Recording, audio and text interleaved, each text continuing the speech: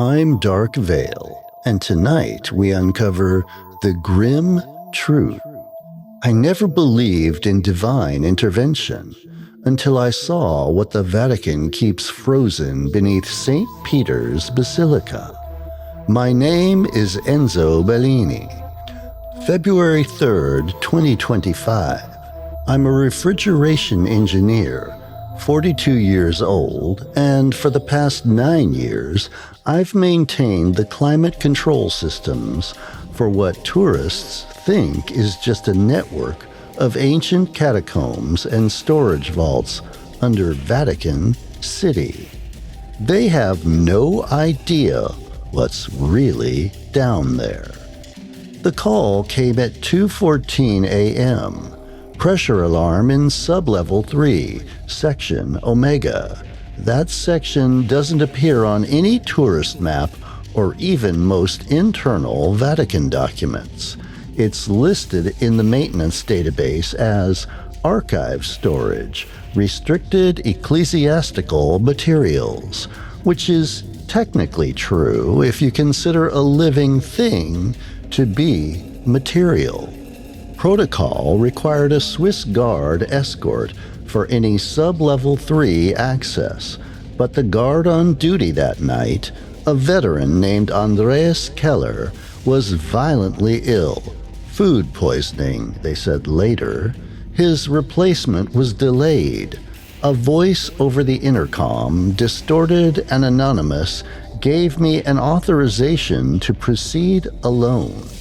It used my full name, Enzo Bellini, which the system never did. Then it paused for 3 seconds before adding, "Alone is acceptable for this repair." I should have questioned that. In 9 years, they'd never bent that rule.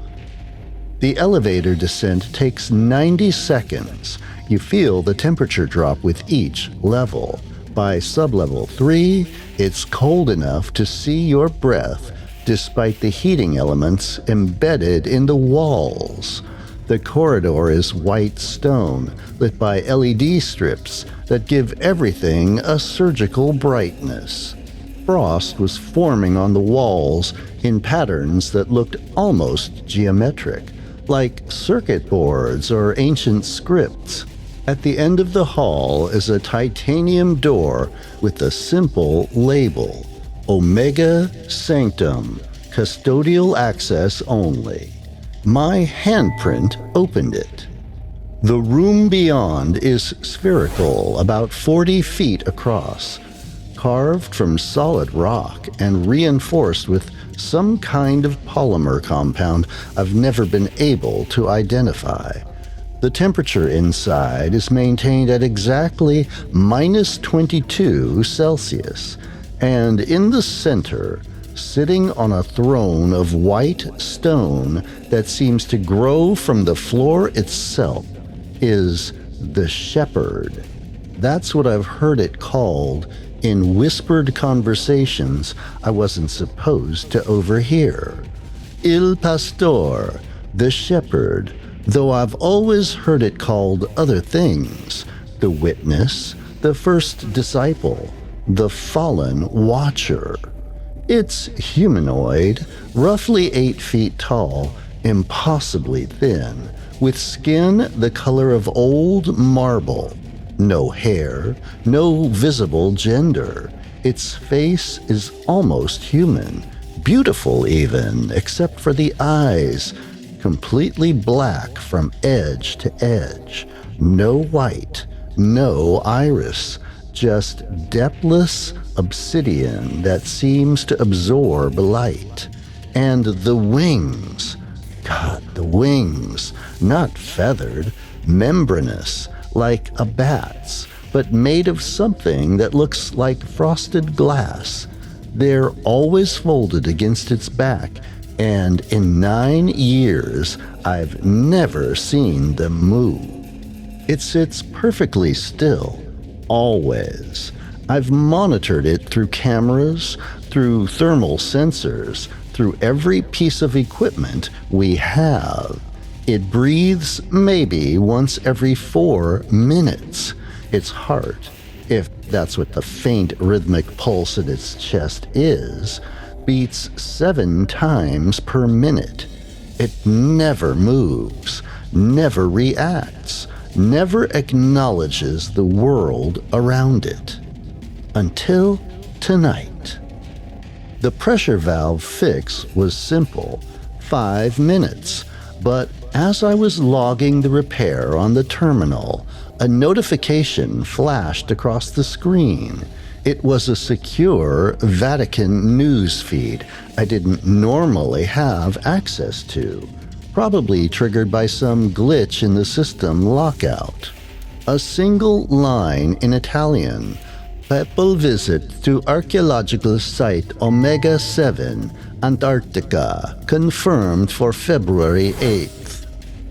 I'd heard rumors about Site Omega 7. Every maintenance worker had. A research station hidden under the Antarctic ice shelf. Officially a climate monitoring facility under international treaty. Unofficially, Vatican property. Completely off-grid. The engineers who'd done the installation contracts came back different, quiet. 2 of them requested immediate transfers to surface work. The Holy Father going down there made no sense. No press release, no public schedule. This was something else. That's when the shepherd moved.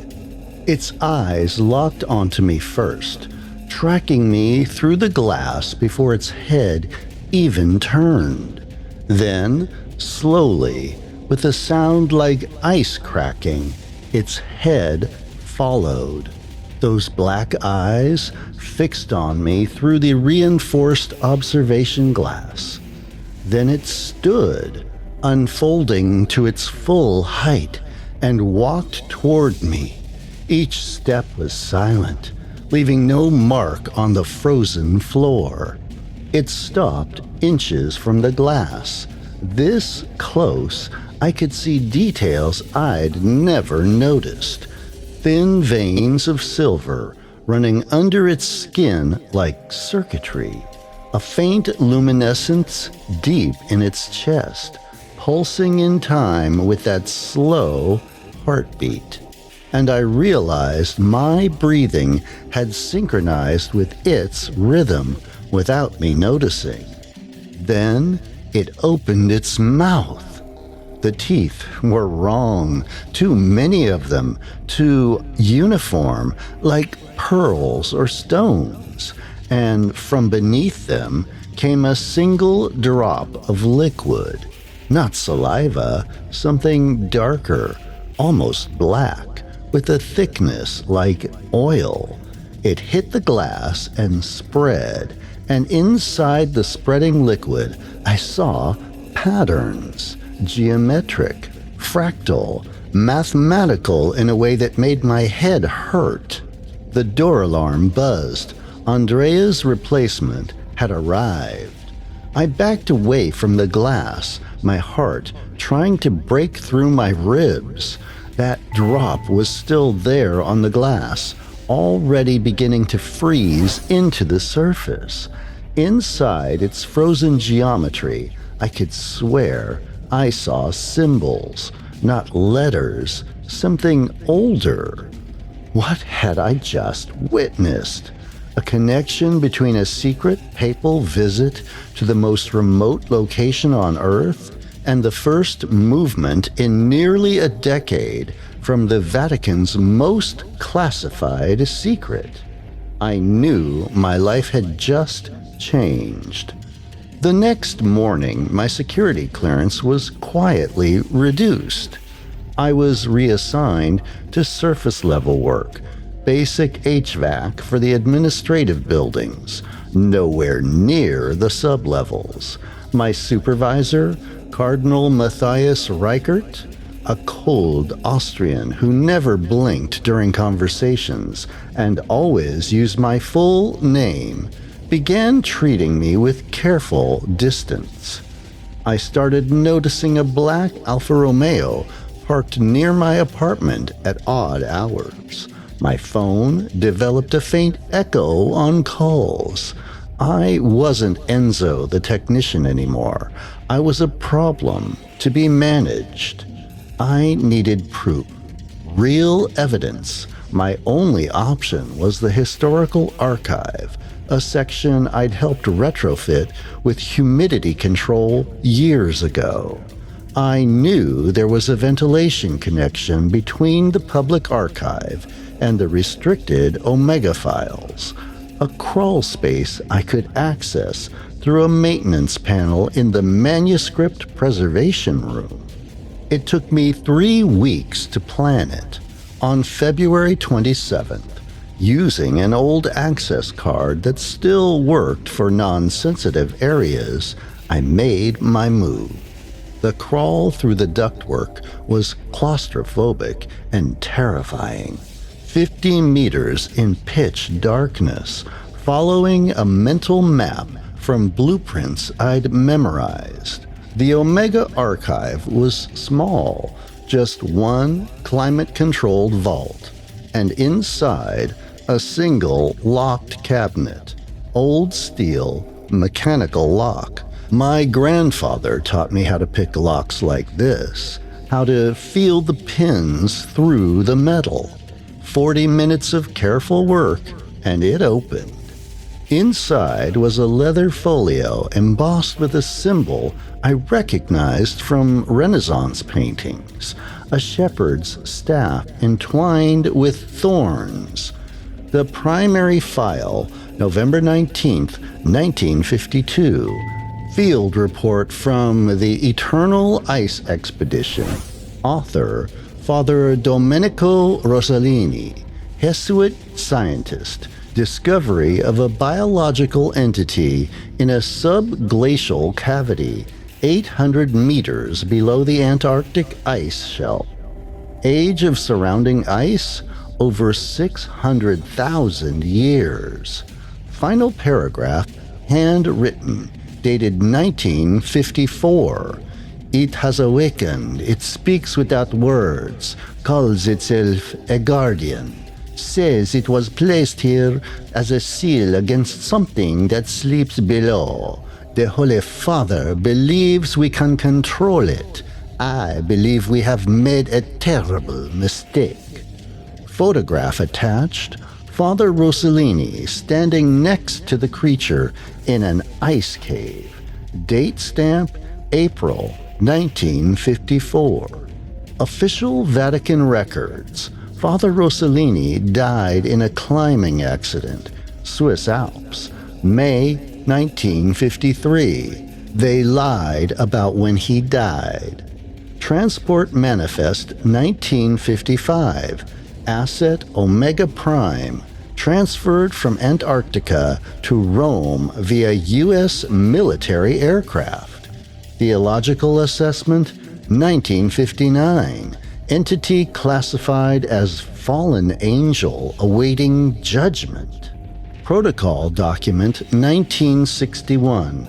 The Binding Ritual. Ceremony to assert ecclesiastical authority over the guardian. And then I found the USB drive taped to the back of the folio. Label in faded ink, "Do not destroy. Roselini Final Testament." I photographed everything and got out. That night, I watched the video. Security footage from inside the Omega Sanctum, February 12, 2019, 11:47 p.m. The shepherd sat motionless on its throne. Then the chamber door opened. 6 figures in formal vestments. Leading them in full papal regalia was someone I recognized immediately. The ceremony took 14 minutes. Latin prayers, incense. The Holy Father approached the throne and placed his staff against the shepherd's chest. The being didn't move, but its black eyes began leaking something dark down its face. Tears. When the Pope removed his staff and stepped back, the shepherd's mouth opened. That same black liquid poured out, pooling on the floor. The Pope blessed it, collected a sample in a vial, and left. 3 days later, the Vatican announced a major breakthrough in medical research, a new treatment for aggressive cancers developed through inspired research and divine providence. They weren't guarding a demon. They were farming it. I sent everything to a journalist I trusted. Within 48 hours, the story was everywhere. Not mainstream media, they killed it there, but across independent networks, forums, investigative channels. The evidence was too detailed to ignore. Cardinal Reichert was quietly reassigned to contemplative duties at a monastery in Bavaria. The Vatican issued denials, but the questions wouldn't stop. I disappeared.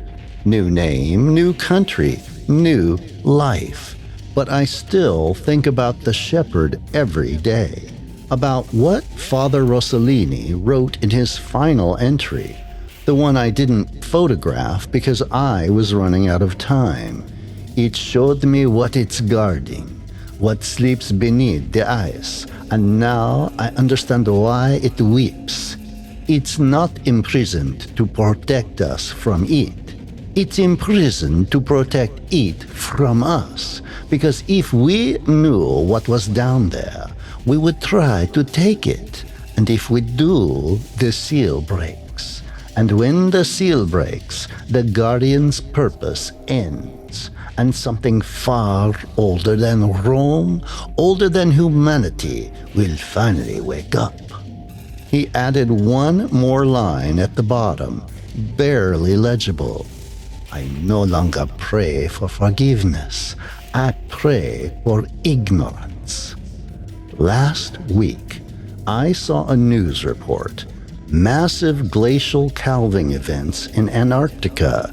Sections of the ice shelf collapsing. Scientists baffled by the rate of melting in the Trans-Arctic mountain region. And yesterday, I received an anonymous email.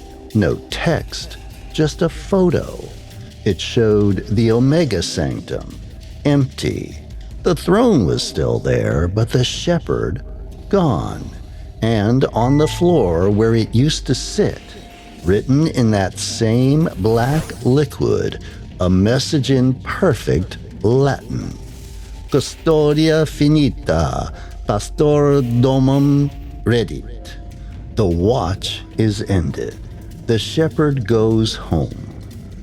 I don't know what that means, but I know the Vatican is terrified. And I know that whatever Father Roselini saw beneath that ice in 1954, we're about to meet it. The shepherd wasn't the monster in that room. It was the last thing standing between us and something we were never meant to find. And it spent 70 years crying, not because of what we did to it, but because of what we were about to do to ourselves. When we meet what's beneath that ice, there won't be anyone left to guard us from our own curiosity. Thanks for listening. Sometimes truth is scarier than fiction, and often fiction imitates truth. I leave it to you to draw your own conclusions. If you're enjoying my stories and channel, I'd really appreciate a like or subscription to my channel. It helps my small channel grow and get seen by the algorithm. And until my next tale, have a frightfully fun day.